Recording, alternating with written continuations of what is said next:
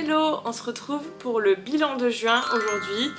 J'ai pas mal de choses en vrai par rapport à certains autres mois. Comme d'habitude, on va commencer par le crochet et ensuite je ferai lecture et le reste. Et niveau crochet, bon, j'ai plusieurs petites choses. J'ai pas un gros projet comme j'ai pu avoir récemment, mais j'ai quelques petits trucs et un projet qui est en cours que je vous montrerai juste après. Donc pour les petits projets crochet, vous avez sûrement dû deviner grâce à la vidéo précédente, c'est tous les coquillages que j'ai rassemblés ici. Je suis trop contente en vrai parce que je les trouve trop jolis et je vous montrerai une fois que je les aurai attachés sur mon sac de plage. Et je pense que je vais en offrir certains, je sais pas encore. Donc c'est tous ces petits coquillages. Donc on avait l'ammonite, on avait celui-là, j'aime trop les couleurs, qui a été assez galère à faire et au début je croyais que je l'avais raté parce qu'il ressemblait pas du tout. Et en fait la dernière étape de faire les slip stitch là tout le long, bah, ça définit vachement les parties en fait, les trois petites parties et du coup ça rend super bien, j'aime trop. Donc voilà, celui-là, on a l'ammonite avec les jolies perles de Action que je trouve trop belles et j'en ai encore plein d'ailleurs, donc il va falloir que je trouve un projet sur lesquels ça irait. Ensuite il y avait celui-là, donc classique, que normalement dans le tuto en fait c'était qu'une partie, c'était que ça et je trouvais que c'était un petit peu plat et trop simple, du coup j'en ai fait deux que j'ai relié pour faire comme si c'était un vrai coquillage. Je trouve que c'est plutôt pas mal. Donc ça c'est le troisième. Ensuite il y a la fameuse que j'adore les couleurs. C'est une de mes couleurs préférées, ce jaune un peu foncé. Et avec j'ai mis donc les petites perles aussi. Et en plus elle est super simple à faire. C'est trop bien. Et après on avait donc les trois, bon je sais toujours pas comment ils s'appellent, mais les trois comme ça, qui font hyper été et qu'on retrouve d'ailleurs souvent sur des bracelets l'été en bord de mer. Et je les trouve trop mimi aussi. Donc là du coup on a les 5 types de coquillages. J'en referai peut-être bientôt si je trouve un autre tuto pour d'autres types de coquillages. Mais pour l'instant je suis déjà hyper contente d'avoir fait ceux-là. Ça me fait 4 porte-clés et du coup les 3 petits là que je sais pas encore ce que je vais en faire. Mais du coup je trouve que c'est super sympa. Ça fait une belle idée pour l'été, que ça soit en porte-clés ou pas d'ailleurs. Et là du coup ça m'a permis d'utiliser les petites perles comme ça de chez Action.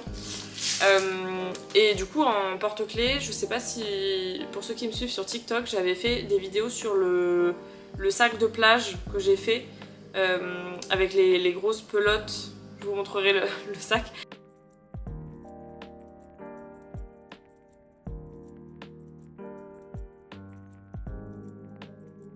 Mais du coup je pense que je vais attacher un ou deux des porte-clés dessus. Ça ira trop bien pour la plage, puisque du coup ça sera dans le thème. Et après je pense que j'offrirai les autres à mes proches. Comme d'habitude, ils se retrouvent avec tous mes projets dont j'ai plus de place. Mais du coup voilà, je suis trop contente. C'est un projet hyper simple à faire, hyper facile. Il y a plein de choix, du coup vous mettez les couleurs que vous voulez. Vous avez plein de choix de modèles, de coquillages.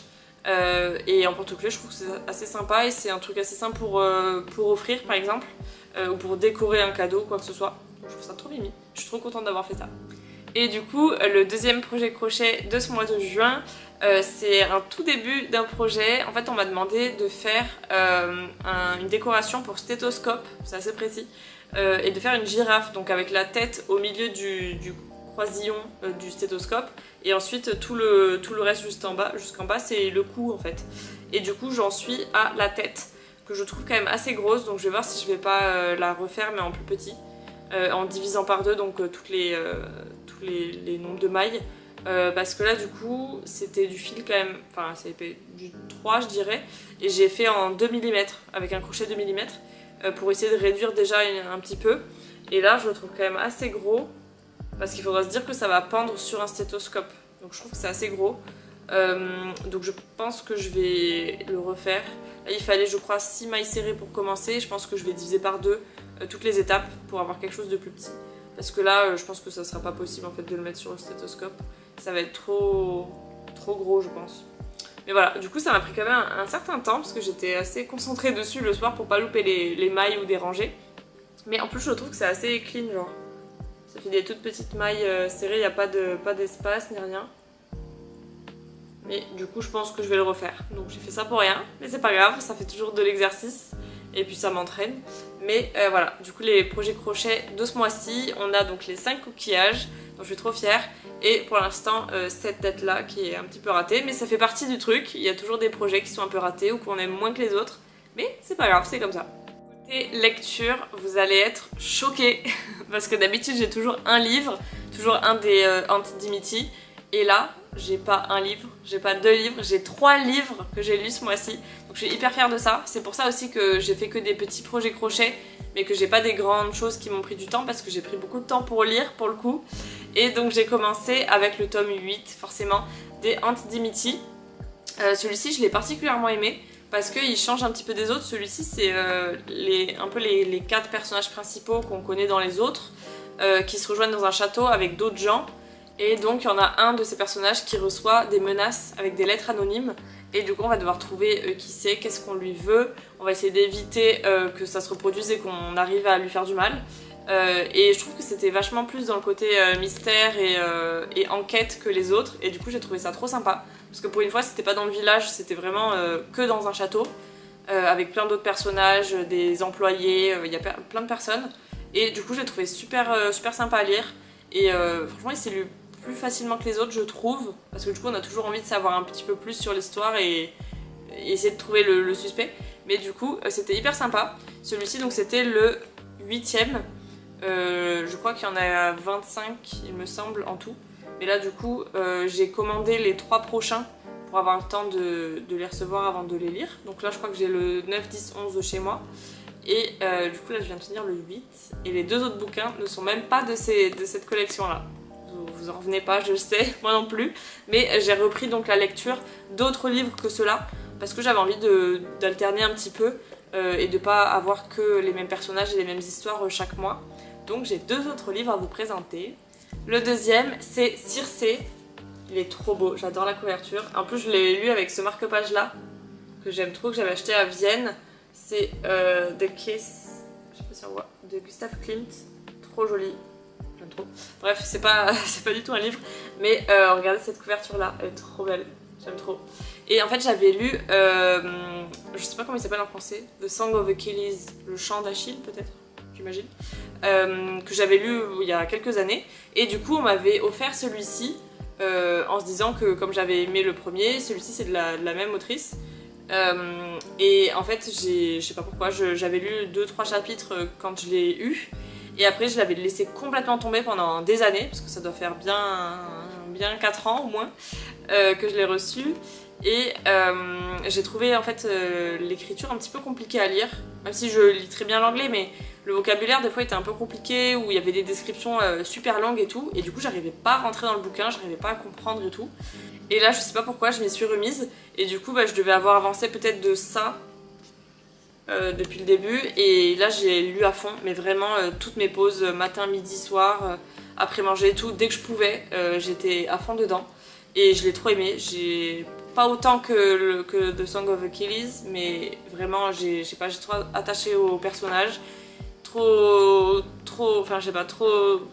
bien expliqué, j'adore les personnages, ils ont tous été super bien développés, et c'est ça que j'ai adoré par rapport à certains livres que j'ai déjà lus où les personnages ils sont un peu fades.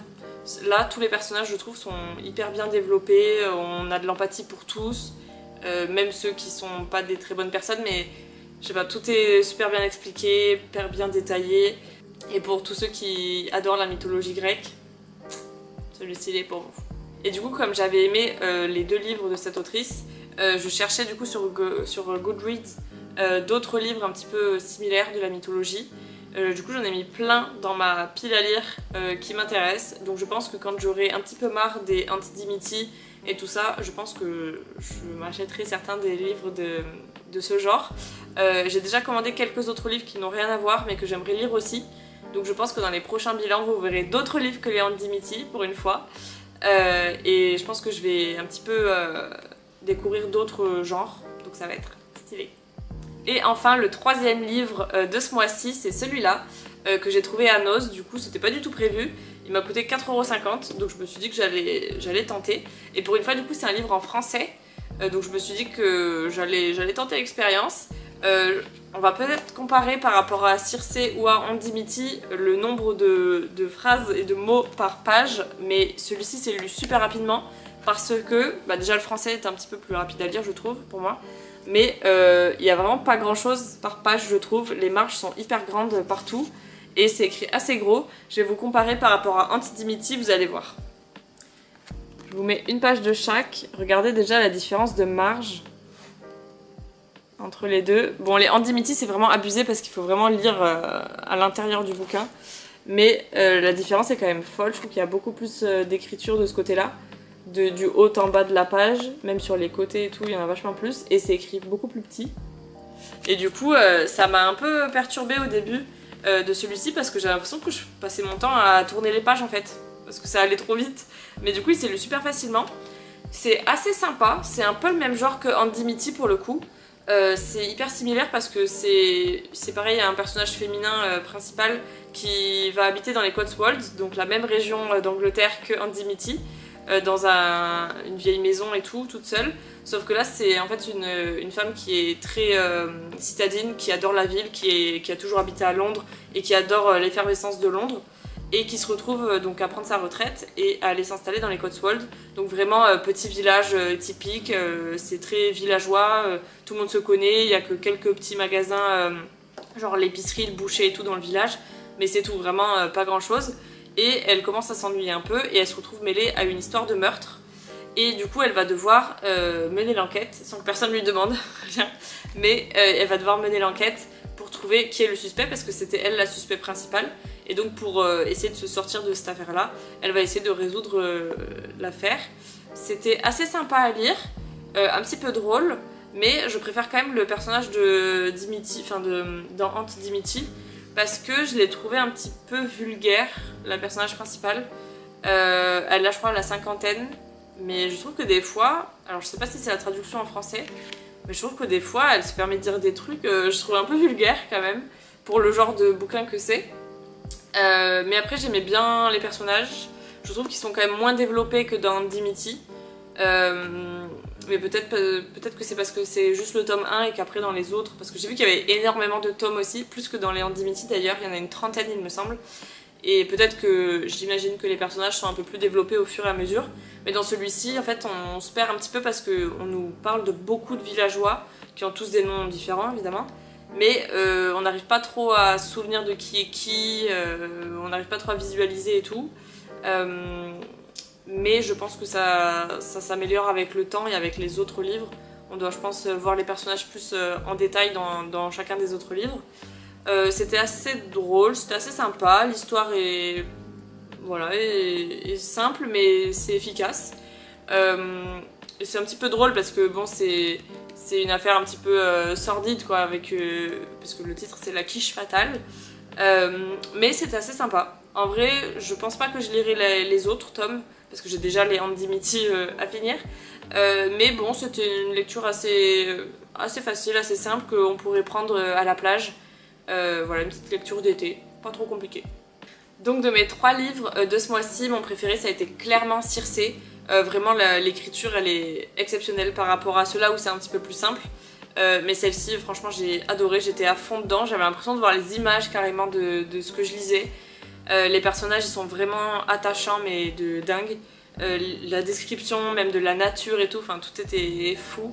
Franchement, je crois qu'elle est en train d'écrire d'ailleurs un 3e livre sur la mythologie, donc j'ai trop hâte parce que franchement elle écrit tellement bien. Donc j'essaye de trouver, si vous avez d'ailleurs des recommandations sur une autrice ou un auteur qui fait ce genre de choses, qui a d'autres livres à proposer dans le genre de Circé ou de Le Chant d'Achille, franchement dites-moi en commentaire parce que franchement j'adore. Déjà j'ai toujours été attirée par la mythologie, mais alors là c'est tellement bien écrit, tellement bien décrit, développé et tout que franchement trop bien, j'ai trop adoré. Et après les 2 autres sont un petit peu dans la même trame.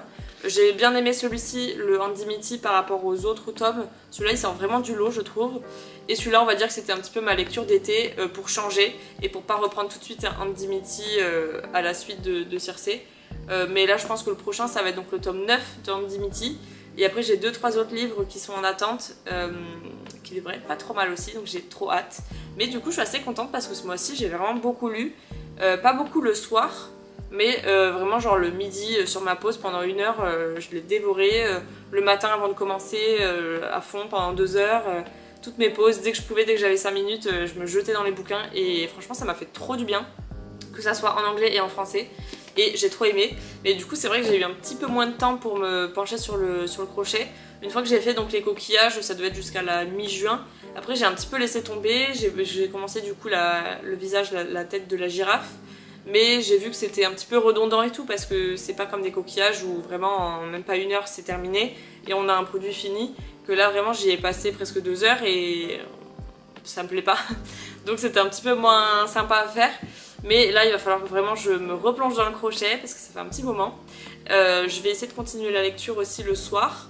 Ça fait trop du bien avant d'aller se coucher, je trouve, de déconnecter les écrans. Surtout si vous travaillez comme moi dans un bureau où vous êtes sur les écrans toute la journée. Là le soir tu coupes les écrans, tu lis ton bouquin pendant 1 heure, une demi-heure même ça suffit, mais 1 heure c'est trop bien. Et ensuite tu vas te coucher, genre tu tombes de fatigue tout de suite quoi. Et ça c'est trop bien. On a fait donc la partie crochet et la partie lecture, il me reste donc les films. Les films, on en a vu 2 au cinéma ce mois-ci. On a vu donc Dragon, le live action, quand il est sorti, là il y a quelques temps. On avait adoré donc la trilogie en animé, en dessin animé. Et là du coup c'était assez sympa. Bon, pas de surprise parce que c'est presque scène par scène ce qui se passe dans le dessin animé. Mais c'était assez sympa de voir avec des vraies personnes. Et franchement les décors, les effets spéciaux et tout sont vraiment super sympas. Ça fait pas du tout cheap ou fond vert ni rien, c'est vraiment, on voit qu'ils ont mis le budget, qu'ils ont su faire les effets avec les dragons et tout, donc c'était hyper sympa à voir. Après s'ils font vraiment la trilogie, je sais pas si ça vaudrait le coup d'aller les voir parce que c'est vraiment scène par scène ce qui se passe, mais je crois que celui qui a fait donc le premier film là, de live action a dit qu'il allait changer des choses sur le 2 et le 3 et corriger des erreurs qui ont été faites dans les dessins animés. Donc s'il y a vraiment des changements, ça vaut peut-être le coup d'aller les voir pour redécouvrir un petit peu l'histoire et voir ce qui a pu être modifié. Et le deuxième film qu'on a vu au cinéma, c'était simplement hier soir, parce qu'il y avait donc la fête du cinéma au CGR, donc c'était 5 € la place, donc ça valait vachement le coup. J'aurais voulu aller voir Jurassic World, mais il sort que vendredi, je suis trop dégoûtée, et là on est lundi. Donc on n'a pas pu aller le voir avec la promo, mais du coup on ira le voir forcément, soit vendredi soit samedi au cinéma, mais ça fera partie du bilan de juillet.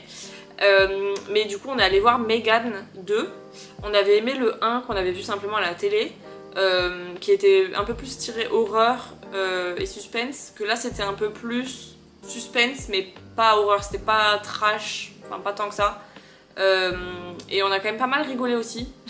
Bizarrement, mais franchement il était assez sympa. Je m'y attendais, enfin j'allais pas trop avec des attentes de fou, je m'étais dit juste les places sont à 5 € donc autant en profiter, autant aller voir quelque chose de pas trop mal. Et de toute la liste qu'il y avait, il n'y avait pas grand chose d'autre qui nous plaisait, donc on a décidé Megan 2.0, pourquoi pas. Et en vrai c'était assez sympa, on a rigolé, il y a des moments vraiment suspense et tout. Et ça continue vraiment bien l'histoire et le développement du personnage de Megan et même de sa créatrice et de la petite fille du coup. Voilà, c'était assez sympa. C'était pas le chef-d'œuvre de l'année. D'ailleurs il y a encore beaucoup de films que j'attends cette année désespérément et l'année prochaine. Mais voilà, ça se laisse regarder, c'était assez sympa. Déjà j'adore le fait d'aller au cinéma, même sans parler du film, mais rien que le fait d'aller au cinéma j'aime trop. Et là du coup c'était assez sympa ce mois-ci. J'ai trop hâte là de Jurassic World dans quelques jours. Et après je crois qu'il y a quelques autres films qui sortent bientôt, j'ai trop hâte. Donc Megan ne faisait pas partie du tout du lot dans ma liste des choses que je voulais voir, mais bon c'est fait, c'était assez sympa. C'était pas le film mais c'était assez sympa, je vous le recommande quand même si vous avez aimé le 1. C'est pas autant gore et autant horreur, mais c'est quand même assez sympa à voir. Une des raisons pour laquelle j'ai pas eu le temps de faire beaucoup de crochets aussi ce mois-ci, c'est parce que j'ai fait pas mal de sorties. Il a fait très beau et il fait maintenant très très chaud, puisque là il fait 30 degrés à l'ombre tous les jours, même plus. Et du coup j'ai fait quand même pas mal de sorties, il y a eu pas mal d'activités, d'événements dans le coin, donc j'en ai profité. Et notamment le premier jour, donc le 1er juin, où on a été au FIS du coup à Montpellier, pour les sudistes qui connaissent, donc le Festival international des sports extrêmes. C'était un petit peu moins bien que les autres années, parce que là du coup ça fait quelques années qu'il n'y a plus le mountain bike et le wakeboard, et c'était les deux choses je trouve qui amenaient le plus de monde et qui étaient les plus impressionnants à regarder. Mais voilà, c'était assez sympa, ça fait toujours la sortie annuelle qu'on fait à chaque fois avec mon copain, avec des copines et tout. Il y a toujours plein de stands pour gagner des choses, pour faire des petites activités et tout. Donc c'est assez sympa. C'est notre rendez-vous annuel vraiment avec les Rives du Lez. Mais du coup voilà, c'était juste le premier, donc on a fait nous seulement le dimanche, donc le 1er juin. Et je pense que c'était assez suffisant parce qu'en plus il a fait super chaud et c'est tellement poussiéreux que vraiment tu ressors pourri. Ensuite du coup ce mois-ci j'ai fait donc un nouveau concert Candlelight avec ma sœur. Je sais pas si vous connaissez, il y en a qui sûrement ont dû voir les pubs sur TikTok et j'en ai fait aussi quelques TikTok d'ailleurs. C'est les concerts dans certains endroits dans toutes les villes du monde presque avec énormément de bougies, des fausses bougies. Et du coup il y a des concerts, donc c'est soit du piano, soit des quatuors à cordes, des violons, etc. Où ils font des reprises de chansons. Par exemple là moi j'avais fait l'an dernier au Planétarium de Montpellier, donc dans la salle où vraiment t'es allongé et t'as donc toute la voie lactée et tout devant toi. Ils avaient mis des bougies partout et c'était quelqu'un qui avait repris les musiques de Hans Zimmer. Donc c'était magnifique vraiment. C'était un quatuor à cordes, donc c'était avec les violons, etc. Et c'était vraiment magnifique. Et j'en avais fait un autre dans la même salle, c'était Ludovico Einaudi au piano. Donc c'est pas les vraies personnes, mais c'est des musiciens qui font que ça en fait. Toute l'année ils parcourent la France et ils font ces concerts là. Et c'est vraiment magnifique. Et même Ludovico Einaudi, donc c'était un pianiste qui était venu dans cette salle là. Et ça rendait trop bien. Et du coup ma soeur avait voulu en faire aussi, donc je lui en avais pris une carte cadeau pour qu'elle choisisse ce qu'elle voulait faire. Et du coup on a fait donc début juin à l'ancienne faculté de médecine de Montpellier, qui est un bâtiment magnifique. Et donc on a fini par aller début juin donc à cette faculté de médecine, voir dans la salle d'anatomie en plus, donc c'est un amphithéâtre, un très ancien amphithéâtre, c'est vraiment super joli. On est allé voir donc le concert, c'est un quatuor à cordes également, Coldplay et Imagine Dragons. Donc c'était une chanson de chaque à peu près, ils faisaient un petit medley. Donc avec toutes les chansons, tous les grands classiques de Coldplay et d'Imagine Dragons, et c'était vraiment super beau. Je vous mettrai sûrement des images, des vidéos ou des photos, je sais pas, du concert pour que vous voyez un petit peu ce que ça rend, c'est trop beau. Donc, du coup on n'a pas le droit de filmer ni de prendre de photos pendant le concert, sauf donc les deux dernières je crois, ou la dernière chanson où ils nous disent là c'est bon, vous pouvez sortir les téléphones, vous pouvez filmer, vous pouvez mettre en story, nous identifier les musiciens par exemple. Pour que ça leur fasse une petite pub, et c'est vraiment tellement beau que tout le monde filme je crois au début. Donc je vais vous montrer ça, comme ça vous verrez un petit peu à quoi ça ressemble. Mais franchement s'ils avaient beaucoup d'autres choix de concerts, j'en ferai d'autres parce que c'est vraiment trop beau.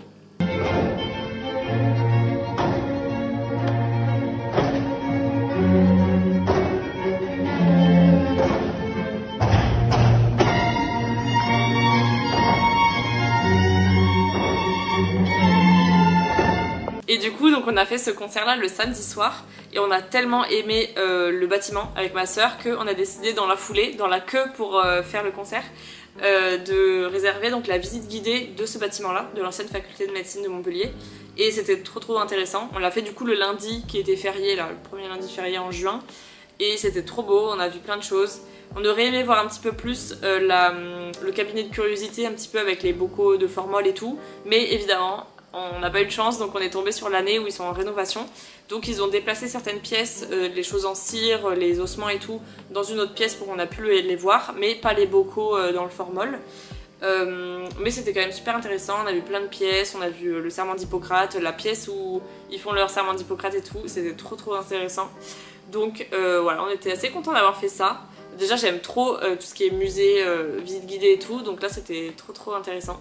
Et on a trop kiffé. Et dernier événement de ce mois-ci, je crois, si j'en ai pas oublié, c'était une ferrade qu'on est allé faire à Assas, donc pas très loin de Montpellier. Donc c'était avec les taureaux, les chevaux, etc. Ils devaient faire une ferrade, donc ferrer les taurillons, donc les bébés taureaux, pour les marquer donc avec le fer de leur manade. Et en fait tous les taurillons avaient déjà été ferrés récemment, donc on a juste vu, ils ont juste séparé les taureaux des taurillons, etc. Pour nous les montrer avec leurs chevaux, etc. Et c'était quand même super sympa. Après du coup il y avait évidemment la gardienne de taureau en repas, ça faisait super longtemps. Mais je vous mettrai peut-être des photos et des vidéos aussi de ça.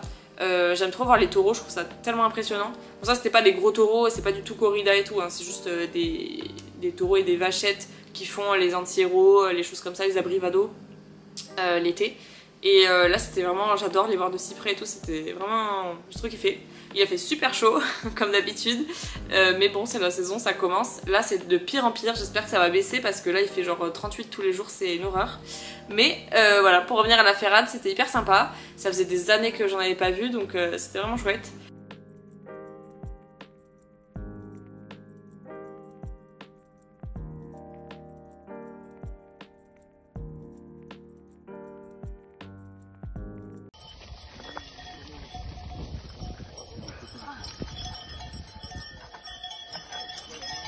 Et je crois que on a clôturé ces événements de ce mois de juin avec ça.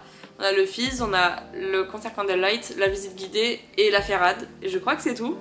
J'ai pas grand chose de prévu là pour le mois de juillet pour l'instant, mais bon, c'est toujours comme d'habitude fait au dernier moment. Donc là je vous dis ça, mais aussi bien au bilan dans un mois, je vous dirai que j'ai fait plein de choses aussi.